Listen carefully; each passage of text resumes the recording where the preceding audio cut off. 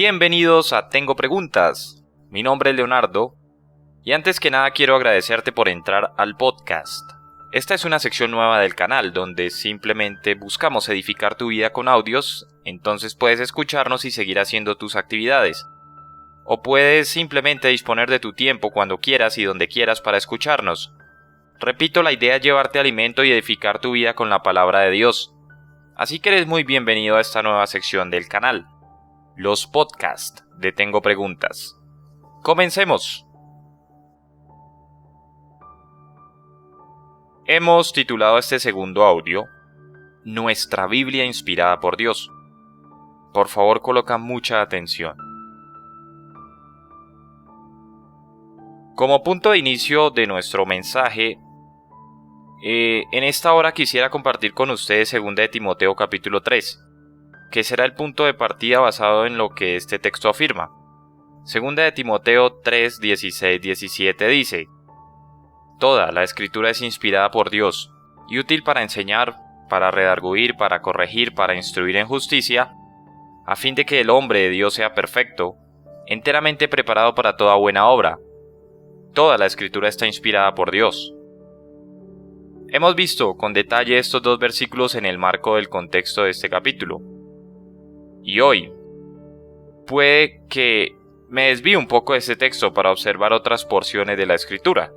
Evidentemente la Escritura nos enseña a lo largo y ancho de ella, con el fin obviamente de enriquecer nuestro entendimiento de lo que significa tener en nuestras manos la palabra del Dios vivo. Espero que sientas un alto aprecio por la Escritura, no como un fetiche, sino porque es el tesoro más grande aparte de Dios mismo que tenemos. Es su palabra, su propia revelación. Cuando la gente pregunta por qué es que sistemáticamente debe enseñarse libro tras libro, o por qué se presta tanta atención a los detalles, a cada versículo, a cada frase, y se detiene uno en varias de las palabras, es porque se entiende que son las palabras que Dios mismo nos revela. Y es necesario que esas palabras sean presentadas, enseñadas y comprendidas por todos nosotros. Tengo Preguntas. Es un canal que está comprometido al ministerio bíblico, también al método de predicación expositiva, y creemos que esta es la palabra del Dios vivo. Dios se ha revelado en su libro, y cuando lees las palabras de la Biblia, estás leyendo las palabras de la boca de Dios. Esa es una tremenda realidad. Eso nos da confianza en todo lo que hacemos, y también nos obliga a la obediencia, a la sumisión de todo lo que la Escritura enseña. Así que vamos a hablar un poco acerca de lo que significa toda la Escritura es inspirada por Dios. Ahora, ¿qué es inherente a este pensamiento?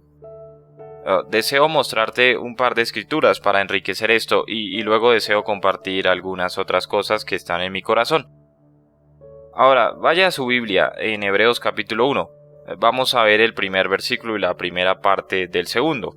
Hebreos capítulo 1 empieza así: Dios, habiendo hablado muchas veces y de muchas maneras en otro tiempo a los padres por los profetas, en estos postreros días nos ha hablado por el Hijo. Esa es la afirmación en la que quiero que se enfoquen. No tengo la intención de agotar todas las ramificaciones de esa declaración, pero en su simplicidad es muy clara y muy profunda. Nos está dando la esencia de la revelación.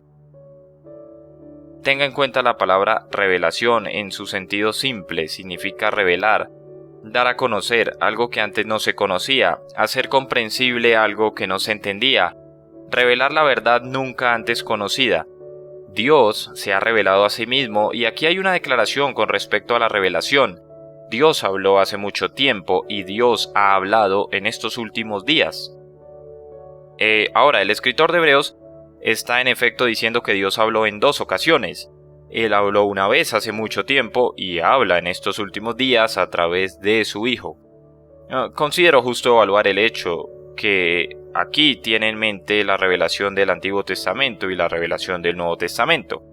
Dios habló hace mucho tiempo a los padres judíos. Esos fueron los profetas del Antiguo Testamento, los que recibieron la palabra de Dios hace mucho tiempo bajo el Antiguo Pacto. Él habló a los padres por medio de los profetas en muchas ocasiones, polúmeros, muchos libros, muchas secciones. El Pentateuco, los libros proféticos, los libros históricos y los libros de poesía. En muchas ocasiones y en muchos libros, Dios habló. Él habló a los padres judíos, Él habló por medio de los profetas. Habló también, dice, de muchas maneras. Polútropos es la palabra en el griego. Eso significa que a través de visiones, profecías, parábolas, símbolos, ceremonias, teofanía y a veces por medio de una voz audible. Él incluso escribió con su dedo sobre piedra. Hay muchas maneras en las que Dios habló muchas cosas, recopiladas en muchos textos, puestas en muchos libros, y habló en la antigüedad por medio de los profetas. Esa es una aseveración en relación con el hecho de que en el Antiguo Testamento Dios es quien está hablando. Ahora, el Antiguo Testamento no es una compilación de sabiduría de hombres ancianos, no es una compilación de los mejores pensamientos religiosos, un conjunto de buenas meditaciones de gente piadosa. El Antiguo Testamento es la palabra de Dios, no es el pensamiento de ningún hombre, ni bueno, ni piadoso, ni mayor, es la palabra de Dios. Y el escritor de Hebreos dice que Dios habló. Era Dios hablándole a los patriarcas por medio de los profetas. Estos últimos días, desde la llegada de Cristo, Él ha hablado nuevamente. Ha hablado a través del Hijo. Los evangelios registran a Dios hablando a través de su Hijo. Mateo, Marcos, Lucas y Juan. El libro de Hechos, Dios hablando a través de la proclamación del mensaje de su Hijo. Las epístolas, Dios hablando a través del entendimiento profundo del significado de la vida y el ministerio de su Hijo. Y en Apocalipsis, la consumación, cuando el Hijo regresa en gloria, la consumación de la comunicación de Dios a este mundo. Por lo tanto, el Antiguo Testamento es Dios hablando y revelándose. El Nuevo Testamento es Dios hablando y revelando a su Hijo. El Antiguo Testamento es la autorrevelación de Dios, y ese es el tema. Desde Génesis hasta Malaquías, el personaje principal es Dios. Es la revelación de Dios, quién Él es, cuáles son sus atributos, cuáles son sus actitudes, cómo Él reacciona a cada situación humana posible, cómo es Él, qué hace. No es la historia del hombre, ni la historia de Israel. Esas historias están ahí, pero es la revelación de Dios. Y vemos cómo Dios se revela a través del hombre, a través de la historia, a través de Israel y a través de todo lo que sucede. Los atributos de Dios están a veces enumerados de manera muy clara como lo están en los Salmos. Por otra parte, a veces vemos sus atributos de manera muy clara y Él ni siquiera es mencionado, tal como en el libro de Esther, en donde no se menciona a Dios y sin embargo es la fuerza y el carácter dominante a lo largo de todo el libro. El Antiguo Testamento es la revelación de Dios para mostrarle al hombre cómo Él es, quién es, qué tolera y qué no, cómo Él desea la santidad y castiga el pecado. El Nuevo Testamento es Dios revelando a su Hijo en la vida de Él, en su mensaje, en el entendimiento del trabajo de su Hijo y en la culminación y llegada de su Hijo para establecer su reino eterno. En ambos casos, en el Antiguo y en el Nuevo Testamento, Dios habló. Y lo que tenemos es su palabra, no la palabra del hombre. Los escritores del Nuevo Testamento escribieron la palabra de Dios. Jesús prometió que Él nos enseñaría todas las cosas, nos recordaría todo lo que nos había dicho, que nos guiaría a la verdad y nos mostraría las cosas por venir. Y al prometerlo, dio a los apóstoles y con ellos a los otros escritores del Nuevo Testamento la promesa de la inspiración divina. Tanto ellos como también los profetas del Antiguo Testamento escribirían la palabra de Dios. Y por lo tanto, lo que tenemos en nuestras manos no es la palabra del hombre, ni de hombres religiosos, ni de hombres sabios y piadosos, sino que es la palabra de Dios. Hebreos capítulo 1 y 2 habla de revelación, la revelación de Dios. Ahora, ¿qué proceso utilizó Dios para revelarse? Bueno, miremos otro texto, Segunda de Pedro. Veamos el proceso que Dios utilizó, conocido como inspiración. Segunda de Pedro 1:20 dice: entendiendo primero esto que ninguna profecía. La palabra profecía aquí tiene un sentido muy genérico y no significa algún tipo de predicción del futuro, sino mensaje. Ninguna profecía de la Escritura es de interpretación privada. La palabra ahí es epiliseos. Fíjense en esto, ningún mensaje de la Escritura es un tema de epiliseos, es decir, propio. ¿Qué significa eso? Ningún mensaje de la Escritura es asunto de inspiración propia. Es decir, la Escritura no proviene de hombres inspirados en el sentido de que algunos son como iluminados genios religiosos. El caso genitivo sugiere aquí que Pedro tiene en mente la fuente o el origen de la Escritura, y él no está realmente hablando de interpretar la Biblia en el sentido que usted describa lo que significa, sino que él está hablando sobre el origen de modo de poder decir esto. Ninguna profecía de la Escritura tiene el origen en la propia mente. Ningún mensaje de la Escritura proviene de ninguna fuente humana, esa es la idea. ¿Por qué? Dice el versículo 21. Nunca la profecía fue traída por voluntad humana, sino que los santos hombres de Dios hablaron siendo inspirados por el Espíritu Santo. La Escritura no es producto de los hombres, no es producto de la voluntad de los hombres, muy claro y vital. Ningún mensaje se ha hecho nunca. Verbo en pasivo indicativo. Fero, que significa soportar. Llevar adelante, transmitir, producir, llevar. Ningún mensaje fue nunca transmitido, llevado, producido por un acto de voluntad humana, sino que los hombres fueron llevados, es decir, fero en el griego, mismo verbo, por el Espíritu Santo para hablar de Dios. Fueron llenados por el Espíritu Santo. La idea es como poner las velas al viento en un barco y ser arrastrado por la brisa. El Espíritu de Dios los movilizó y eso nos expresa el proceso. El contenido de la Biblia es la revelación. El proceso mediante el cual fue escrito el contenido se llama inspiración. Y no hubo un alto nivel de actividad humana, ni siquiera un alto nivel de actividad humana religiosa. Los hombres estaban en el proceso, pero no se originó con ellos y no vino de su deseo y su voluntad. Fueron utilizados a medida que eran llevados por el Espíritu Santo y eran capacitados para hablar de Dios.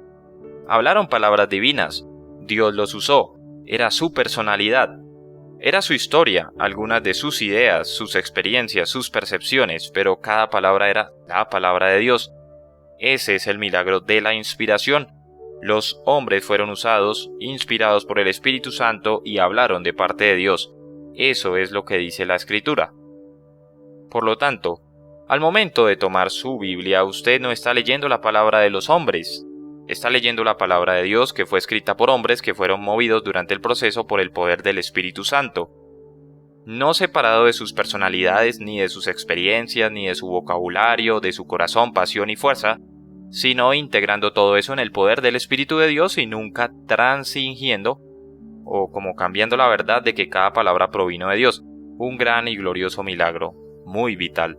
Por lo tanto, Dios habló en el Antiguo Testamento a los patriarcas por medio de los profetas en muchas formas y en muchas partes, y Dios ha hablado en el Nuevo Testamento por medio de su Hijo en los Evangelios, y luego acerca de su Hijo en el resto del Nuevo Testamento.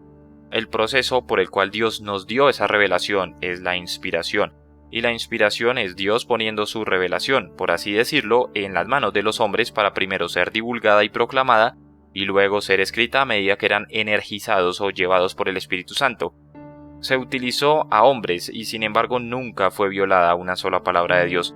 La totalidad de la escritura pasa grafe, es decir, toda la escritura, cada escritura es theopneustos, inspirada por Dios. La reacción de la escritura es el aliento de Dios. La totalidad de la misma, de acuerdo a Romanos 3:2, se llama la palabra de Dios.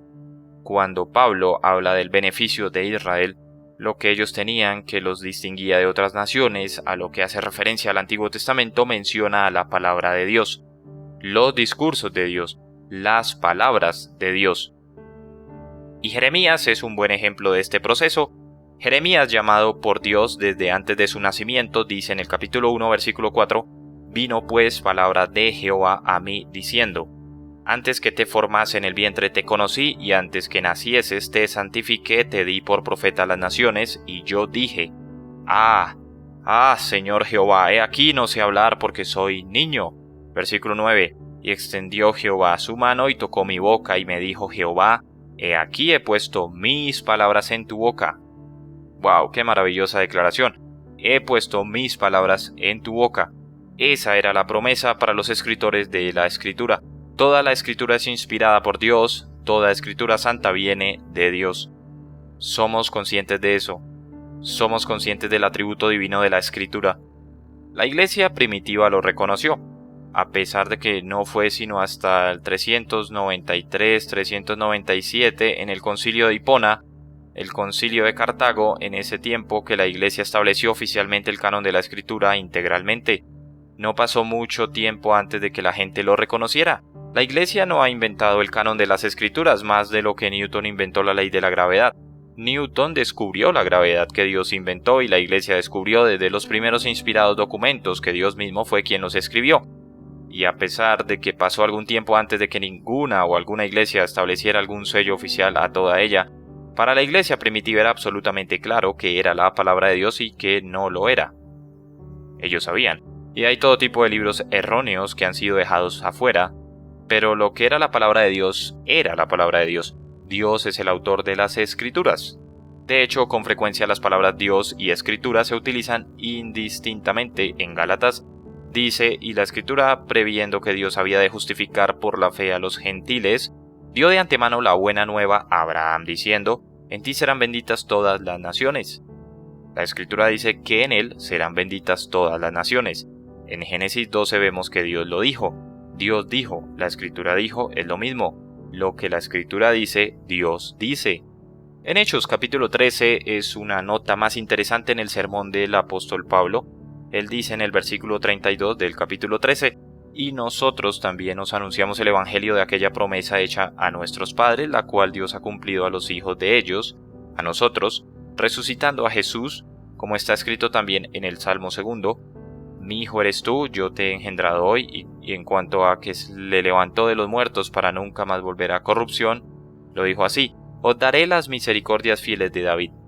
Por eso dice también en otro salmo: no permitirás que tu santo vea corrupción, porque a la verdad David, habiendo servido a su propia generación según la voluntad de Dios, durmió, y fue reunido con sus padres y vio corrupción, mas aquel a quien Dios levantó no vio corrupción. En otras palabras, Dios está hablando en los salmos, y eso es exactamente lo que el apóstol está afirmando. Cuando los salmos hablan, Dios habla. Ahora, en Romanos capítulo 9, versículo 17, la Escritura dice a Faraón: para esto mismo te he levantado, y así sucesivamente. La Escritura no dice eso en el Antiguo Testamento. Dios lo dijo, pero cuando Dios habla es la Escritura. Cuando la Escritura habla es Dios, encontrará esa terminología intercambiada. Una acotación: la Biblia no dice que los escritores fueron inspirados. Ni Pablo ni Pedro lo dicen. La Escritura fue inspirada. Los hombres no tenían una habilidad sobrenatural que podían utilizar en algún momento para producir la Escritura. Solo eran inspirados cuando Dios les daba su palabra. El resto del tiempo hablaban de manera independiente de cualquier inspiración. Por lo que la Biblia no sabe técnicamente de hombres inspirados, sino de palabras inspiradas por Dios. Ni Isaías, ni David, ni Pablo, ni Juan, ni ningún otro escritor bíblico fueron inspirados como personas para escribir la Escritura cuando quisieran. Hubo momentos especiales en sus vidas en los cuales Dios les dio directamente su palabra para ser escrita, y el resto del tiempo lo que escribieron era propio. Entonces los hombres no fueron inspirados, la Escritura lo es. Dios los inspiró y ellos escribieron palabra por palabra lo que Dios les inspiró. Era más que un dictado. No estaban escuchando una voz y escribiendo mecánicamente cada palabra. Fluía de sus corazones, almas, mentes, emociones y experiencias. Cada palabra salió de la palabra de Dios. A medida que Dios les inspiraba el mensaje y eran llenos del Espíritu Santo, lo expresaban y algunos de ellos lo escribían. Un proceso milagroso, sobrenatural e inexplicable que produce en nosotros la palabra de Dios. Ahora me gustaría hablar de ello desde un punto de vista negativo, solo para ilustrar la idea central, y quiero señalar que cuando hablamos de que la Biblia está inspirada, no estamos diciendo que hay algunos hombres que tenían un alto nivel de capacidad humana, una especie de genios religiosos. El mundo está lleno de gente así. Ha habido genios de la música que han sido prolíficos, que eran profundos, que eran mucho más que las personas comunes y tal vez más que incluso los mejores hombres. Hubo y hay genios en la literatura, genios en la prosa y en la poesía, grandes hombres y mujeres de formidable capacidad que diríamos que son poetas, músicos, escritores, pensadores inspirados. Pero cuando hablamos de la inspiración de la Biblia, no estamos hablando de un alto nivel de desarrollo humano, no es así. No estamos hablando de hombres, como he dicho, que podían escribir en cualquier momento que quisieran la escritura porque eran genios religiosos. No. Ninguno de ellos podía hacer eso. Solo cuando Dios les daba lo que Él quería decir o escribir podían ellos hacerlo y bajo el trabajo del Espíritu de Dios. Ellos, por cierto, no han producido otra cosa, otros escritos. ¿Por qué no hay muchas cosas más escritas por Pedro? ¿Por qué no escribieron otros libros? ¿Por qué no siguieron escribiendo más y más y más y eran tan solo genios humanos de gran nivel? Los mismos escritores de la Biblia afirman que lo que escribieron Dios escribió, no ellos. Es curioso para mí que tenían una especie de extraño aire de seguridad. Dijeron que escribieron por Dios y nunca parecían ser conscientes al respecto. Quiero decir que si usted observa a los escritores de la Biblia, son en su mayor parte hombres analfabetas y comunes, y sin embargo están sumamente seguros de que escriben la palabra de Dios. De hecho, alrededor de 4000 veces en la Biblia, los escritores dicen estar escribiendo la palabra de Dios, y nunca están conscientes de ello. Quiero decir que me imagino que en algún momento dirían, y esta es la palabra de Dios. Sé que parece difícil de creer que yo les estoy diciendo la palabra exacta de Dios, pero esto es realmente cierto. No estoy hablando tonterías, esto es realmente cierto, verdaderamente es el Señor, Él me dijo que les dijera esto. No tiene sentido autojustificarse, no tiene sentido autodefenderse, y aunque la mayoría de ellos no tenía una educación extensa y no estaba en condiciones terrenales de ser un genio literario, escribieron con esta profunda sabiduría sobrenatural, profecías del futuro, cosas que sucederían que eran absolutamente precisas. Escribieron sobre la naturaleza y el carácter de Dios. Ellos escribieron de los propósitos divinos de Dios que se desarrollan en el mundo. Ellos estaban en lo cierto acerca de cada cosa que han dicho y todos ellos afirmaron que provenía de Dios, y sin embargo nunca fueron conscientes sobre tal afirmación. Increíble, es muy increíble, simplemente asumieron que era la palabra de Dios y la escribieron como tal. Ahora, Santiago describió la autoridad de las Escrituras cuando dijo en el capítulo 4, versículo 5, ¿o pensáis que la Escritura dice en vano? Tienen autoridad. Pablo dijo que la ley de Dios era santa, justa y buena, y lo que tenía en la mente era la ley revelada de Dios, el Antiguo Testamento. Los escritores del Nuevo Testamento afirmaron que escribieron la palabra de Dios al igual que los escritores del Antiguo Testamento lo habían hecho. Hay alrededor de 320 citas directas del Antiguo Testamento en el Nuevo Testamento. Hay unas 1000 inferencias. Los escritores del Nuevo Testamento claramente creían que el Antiguo Testamento fue inspirado. También estaban convencidos de que su propio Nuevo Testamento fue inspirado. Ellos sabían que estaban escribiendo la palabra de Dios y no era un alto nivel de genio humano. Ellos fueron movidos por el Espíritu de Dios para hacer lo que de otro modo nunca hubieran podido hacer. Ahora, en segundo lugar, hay personas que dicen que la Biblia fue inspirada solo en conceptos y no en las palabras reales. A través de los años hemos tratado de lidiar con la gente que piensa que ellos fueron inspirados por Dios, con grandes pensamientos religiosos y lo escribieron con sus propias palabras, por lo que en realidad no poseemos las palabras de Dios. Que no debemos estancarnos en una palabra, sino tomar los conceptos y continuar con las ideas y cómo fluyen, sin preocuparnos por las palabras. Esas son solo detalles que se interponen en el camino. Hay personas que dicen que el espíritu da vida y la letra mata. Me gustaría preguntarle a alguien cómo comunicar una idea sin utilizar palabras. Creo que no comprendo. ¿Cómo podría usted, si fuera Dios, comunicar una idea sin palabras? No tiene sentido. Y cuando Moisés quiso excusarse de hablar por él, Señor, porque no era elocuente, Dios le dijo que él estaría con él y le enseñaría qué decir. Isaías dijo, después oí la voz del Señor que decía, Jeremías dijo, vino pues palabra de Jehová a mí diciendo.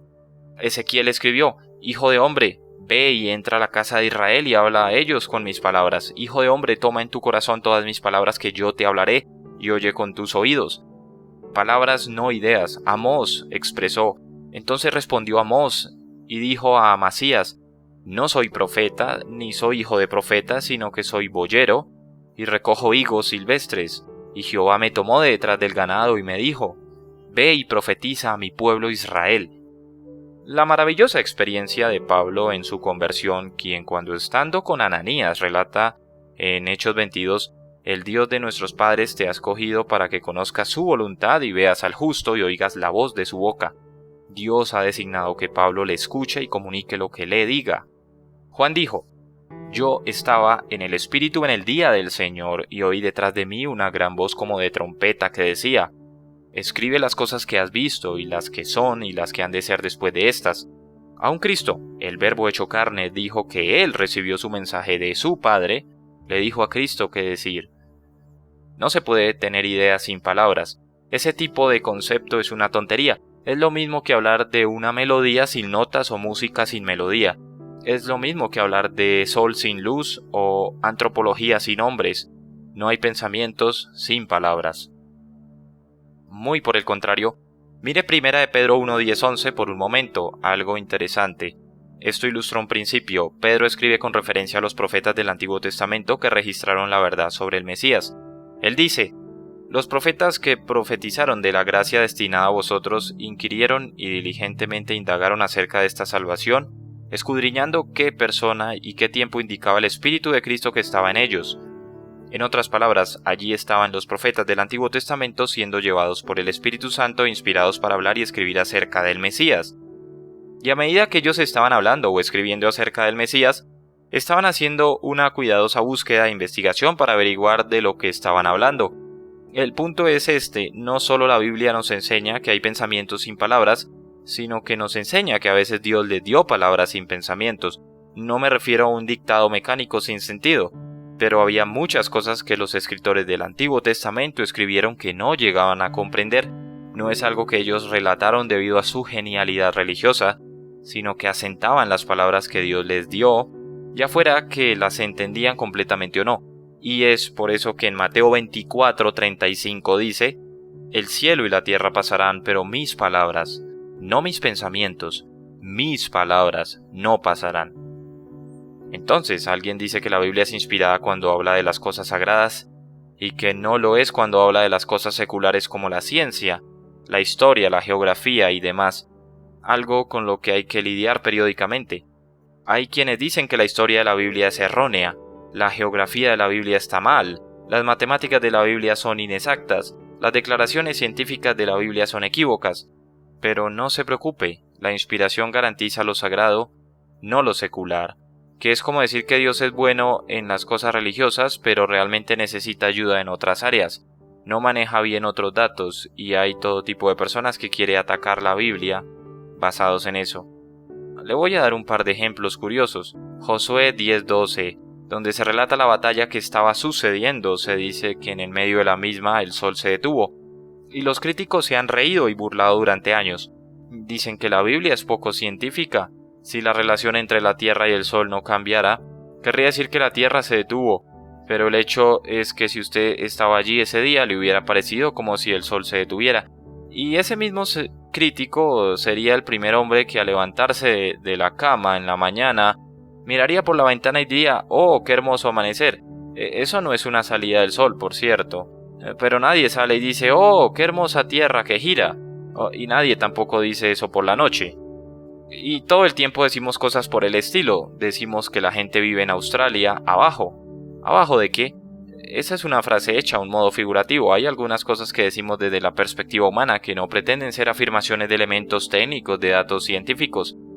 Luego está el relato en el segundo libro de Reyes, capítulo 18, de la transacción de Sennacherib con Ezequías, de 30 talentos de oro y 300 talentos de plata, la cual no parece ser un problema hasta que los arqueólogos descubrieron los registros asirios de la transacción entre ellos. El propio registro de Sennacherib, y en su cuenta había 800 talentos de plata en lugar de 300, y los críticos dijeron que ese es el tipo de datos donde la Biblia se equivoca, ya que no es cuidadosa con los números pequeños, y luego estudios arqueológicos posteriores han revelado que la norma de cálculo del oro era la misma en Judea y Siria, pero el estándar para el cálculo de plata era diferente, y 800 talentos de Siria equivalían a 300 talentos hebreos, exactamente lo que dice la escritura. La escritura habla en hebreo y el registro de Sennacherib en sirio. Ahora permítame mostrarles otro. Hay muchos más en donde la Biblia supuestamente se equivoca, y no es así si se mira con cuidado. Uno muy curioso está en Números, capítulo 11, versículo 31, el cuarto libro en el Antiguo Testamento. Y dice la escritura: y vino un viento de Jehová. Los hijos de Israel estaban en este momento deambulando por el Sinaí y tenían que ser alimentados. Y el Señor los va a alimentar. Y es muy interesante cómo Él les da de comer. Él envió un viento y trajo codornices desde el mar. El viento trajo codornices y las dejó en el campamento. un día de camino a un lado y un día de camino al otro, alrededor del campamento. Estaban en un área extensa. Y dice que tenía 2 codos de profundidad. Un codo era más o menos 18 pulgadas. Así que estamos hablando aproximadamente de 3 o 4 pies. Tomemos al crítico que decidió que eran 4 pies y quiso hacer algunos cálculos. Dijo que esta es una de las cosas más ridículas que ha leído. Un día de camino a un lado y un día de camino al otro, y que toda la zona cubierta en 4 pies de codornices. Hizo los cálculos. Esos serían alrededor de unos 19.538 millones. Perdón, como 19 billones de codornices. 19.538.468.306.672 codornices. Y naturalmente fue motivo de grandes risas, claro, 19 billones de codornices todas amontonadas. Pero solo demostró su ignorancia. La Biblia hebrea no dice que fueron apiladas desde el suelo hacia arriba.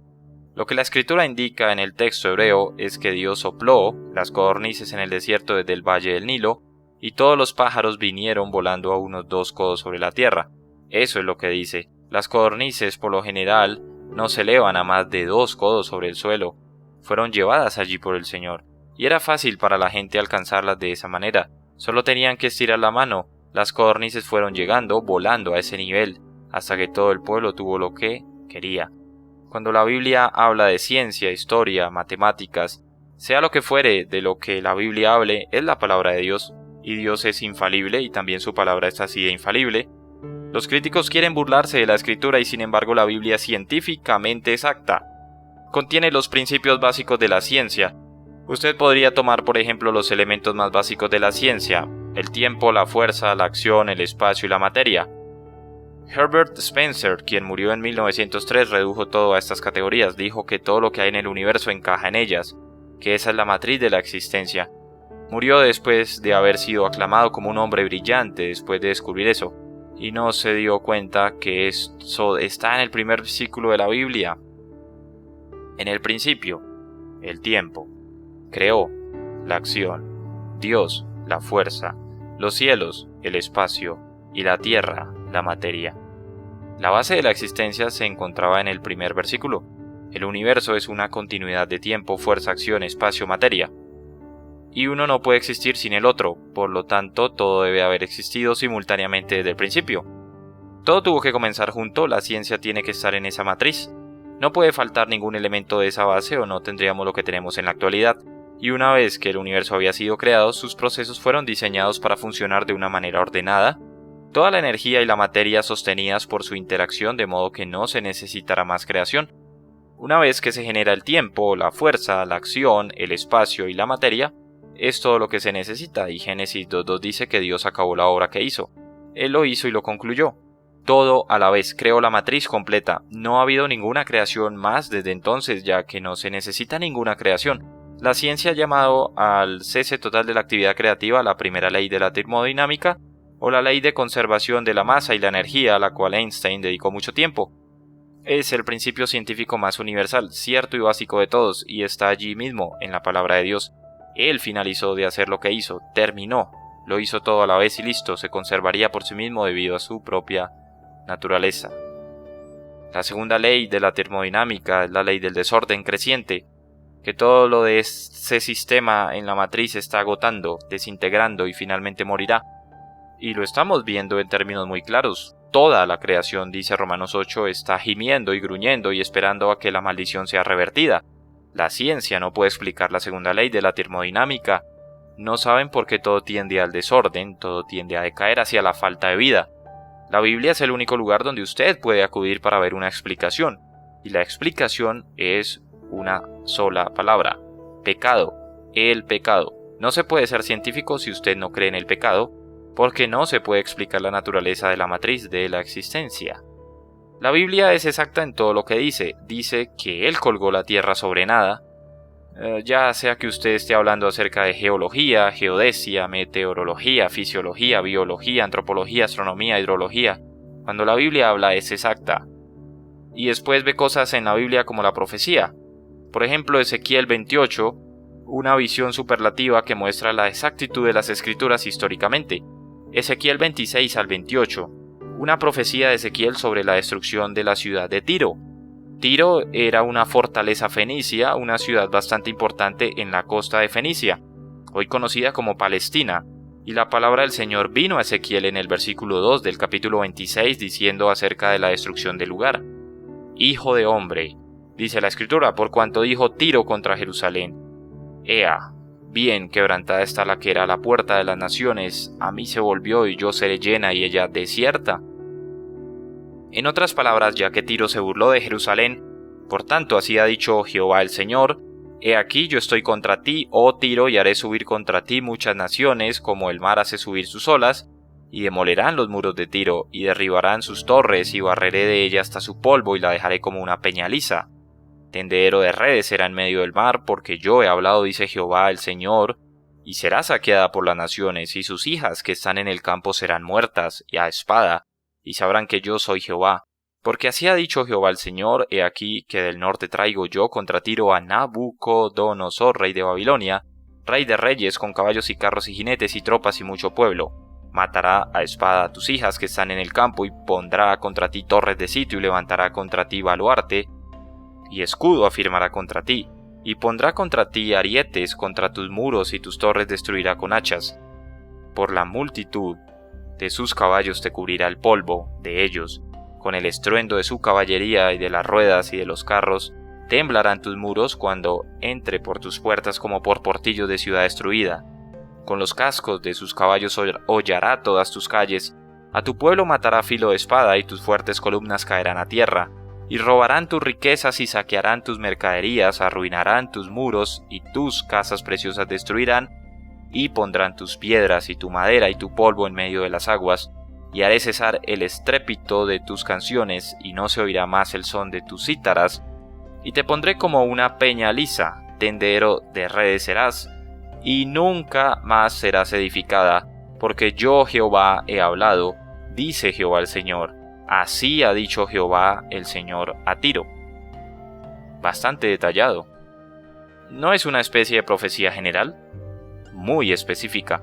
Esta es una gran ciudad fenicia. Desde el siglo VII a.C. controlaba Fenicia. Tenía fuertes murallas de unos 150 metros de altura, de casi 5 metros de espesor, y estaba floreciendo cuando Josué guió a Israel a Canaán.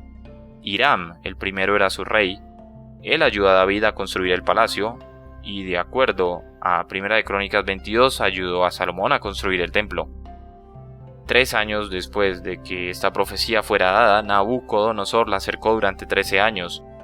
Eran ciudades amuralladas, todo lo que tenía que hacer era, si no podía entrar en la ciudad, cortar cualquier suministro que viniera a la ciudad, y finalmente morirían de hambre. Le tomó 13 años, desde el 585 al 573 a.C. Por último, la ciudad se rindió, ya que todos estaban muriendo. Y Nabucodonosor destruyó los muros y las torres, destruyó la ciudad e hizo cada cosa que Ezequiel dijo que haría. Y por supuesto que no estaba leyendo a Ezequiel cuando lo hizo.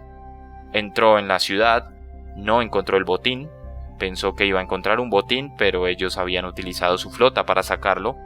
Se llevaron todo a una isla frente a la costa a 1,5 kilómetros de distancia, y por supuesto en el capítulo 29 de Ezequiel dijo que no obtendrían ningún botín. Exactamente lo que pasó. Cuando llegó allí se habían llevado todos los objetos de valor a la isla. Nabucodonosor no tenía poderío naval para ir a buscarlo. La isla se convirtió en la nueva ciudad y floreció por 250 años. Solo una parte de la profecía se había cumplido.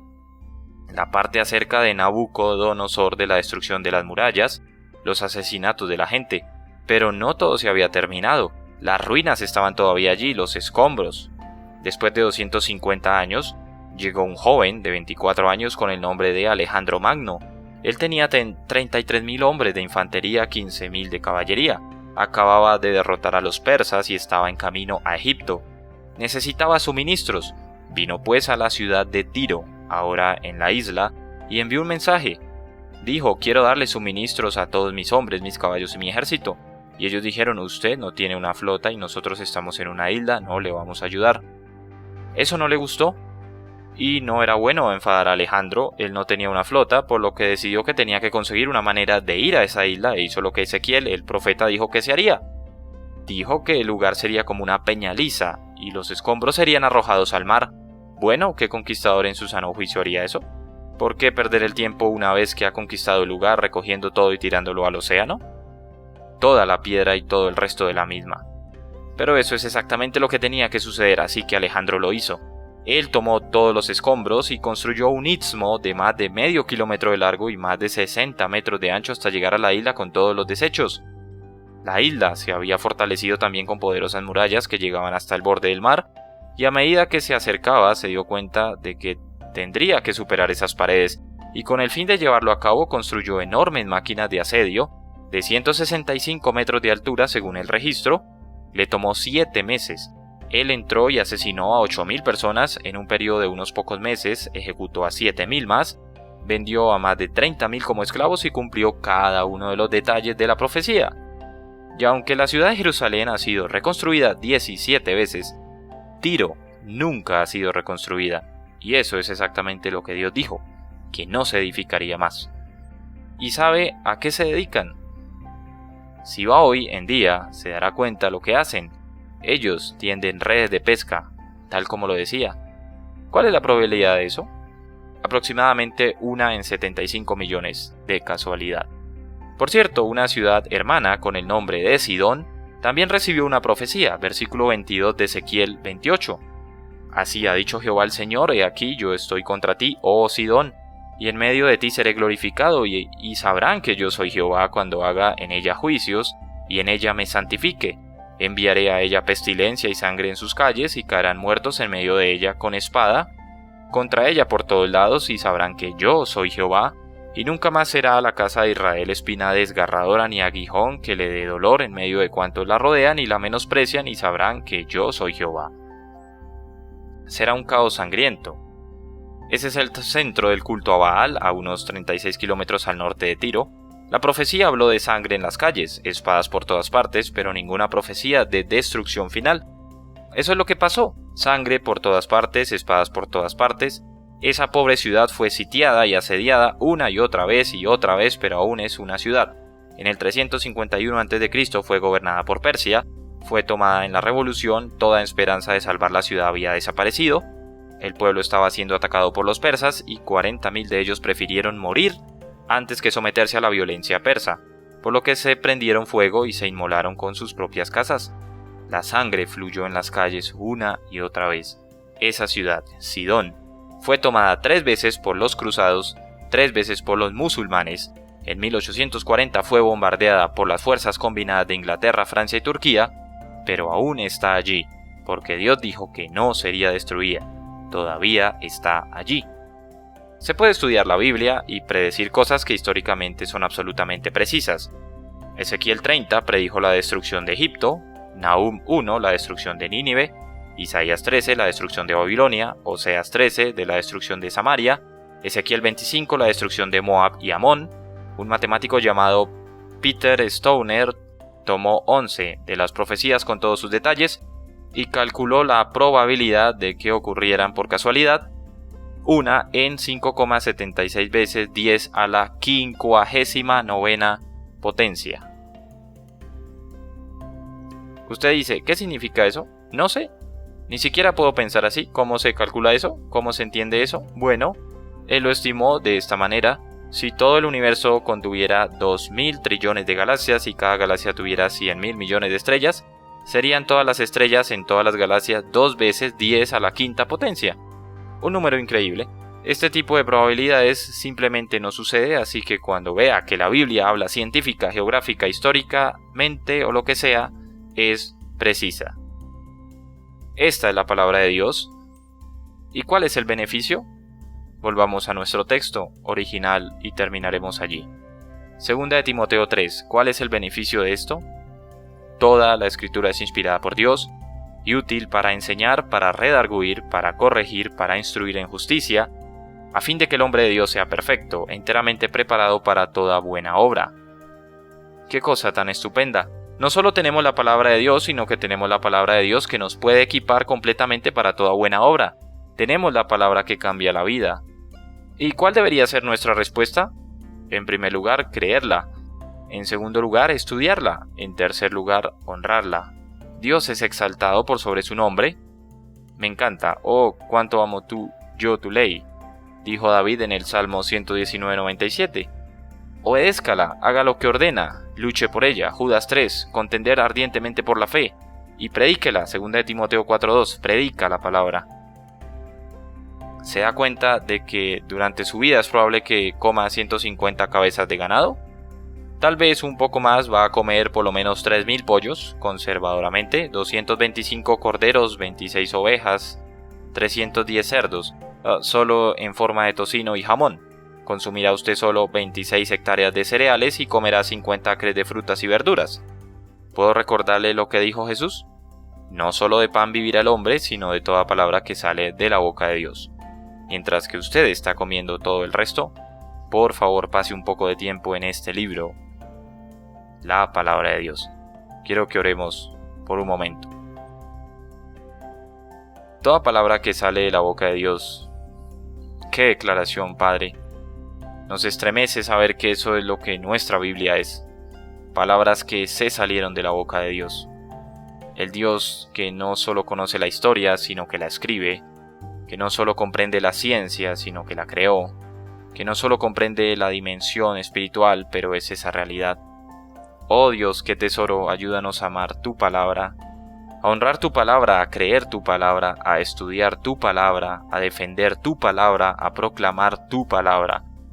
Haz que mientras que estemos alimentándonos con el resto de las cosas en esta vida, no nos olvidemos que realmente vivimos de toda palabra que sale de tu boca.